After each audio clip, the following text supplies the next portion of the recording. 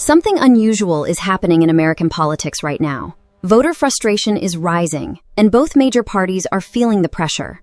With key races tightening and voters demanding change, the next political battle could reshape the balance of power in Washington. Let's dive into the full story. The American electorate heading into 2026 is sending a massive warning shot that Washington is largely ignoring. While voters are demanding economic stability and immediate relief from inflation, political leaders remain focused on issues that don't match those anxieties. This gap between voter priorities and political action has created a severe crisis of confidence for both major parties at the same time.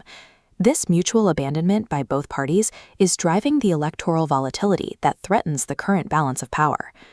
President Donald Trump secured his second term largely on a mandate to handle inflation and ease middle-class economic anxieties. Yet today, only 29% of voters feel he is actually focused enough on the issues facing most Americans. More than two-thirds say his attention is in the wrong place. Right now, the president is heavily focused on a push to name government buildings after himself, an idea acceptable to just 9%. To put that in perspective, 10% of Americans believe the Earth is actually flat. This push for commemorative naming is currently centered on the fight over the Kennedy Center.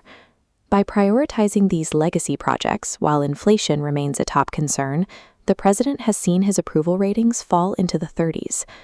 Across the aisle, the Democratic Party is struggling just as much with its own political base. A majority, 52%. The base is also split on where to go next. 28% want to move left, 47% want to move center, and 18% want no change. Without a unified vision to address the economy, voters are beginning to step away from traditional party loyalty. California offers a preview of how this environment changes voter behavior, serving as a leading indicator for ticket splitting. In the state's top two gubernatorial primary, all candidates run on one ballot, with the two highest vote-getters advancing to November regardless of party. Democrat Javier Becerra is currently the heavy favorite to advance, holding a 92% chance according to prediction markets. His Republican rival, Steve Hilton, currently holds a 77% chance of taking that second spot. But Democrat Tom Steyer is the wild card. With a 35% chance, he could lock Republicans out of the general election entirely. Despite national struggles, California Democrats still hold a massive 29-point lead on the generic congressional ballot. That margin is significantly higher than Kamala Harris's 20-point win in the state back in 2024. This local strength is bolstered by Governor Gavin Newsom. His positive net approval serves as a protective buffer for state Democrats, especially when contrasted with Donald Trump, who is 40 points underwater in the state. California suggests that while voters reject national dysfunction, they are still willing to reward perceived competence at the state level. While the governor's races are significant, the ultimate prize in 2026 is control of the U.S. Senate. The map is so tight that a single race in Maine could decide which party holds the majority. Democratic candidate Graham Plattner is currently dealing with a sudden surge of scrutiny following a scandal involving tattoos and sexually explicit texts. The public reaction was immediate. In just 3 days, Google searches for Plattner spiked 275% over the average. This coincided with a decline in his electoral prospects. His chance of winning the general election dropped from 70% to 59%. He is running against incumbent Susan Collins, a Republican who has proven to be extremely resilient over several decades. History shows the data in Maine often misses the mark.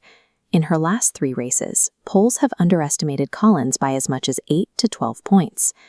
With a localized scandal hitting the Democratic candidate and an opponent who historically outperforms polls, the Democratic path to Senate control is now at risk. The challenges we see in Maine and California are not isolated. They are symptoms of the national leadership vacuum we've been tracking. These specific errors, combined with the broad dissatisfaction in both parties, have moved the projected Senate map from a toss-up to a slight Republican advantage. In this environment, unaddressed inflation and local scandals can trigger a rapid domino effect. Without strong party loyalty to act as a buffer, voters are more likely to punish whoever seems distracted. 2026 is becoming a test of basic competence. Whichever party fails to address the material realities of daily life will likely face the consequences at the polls. The balance of power in Washington now hangs by a thread, and its future depends on candidate discipline and economic delivery. While the national trends set the stage, the outcome will be decided by the quiet, individual actions of voters in polling stations across the country. The American electorate has reached a point where it will no longer tolerate a disconnect between political priorities and their own economic concerns. The political establishment is at a crossroads. It must pivot to address these real voter anxieties or risk losing its grip on power. With voter frustration growing across the political spectrum, the next election cycle could become one of the most unpredictable in recent American history.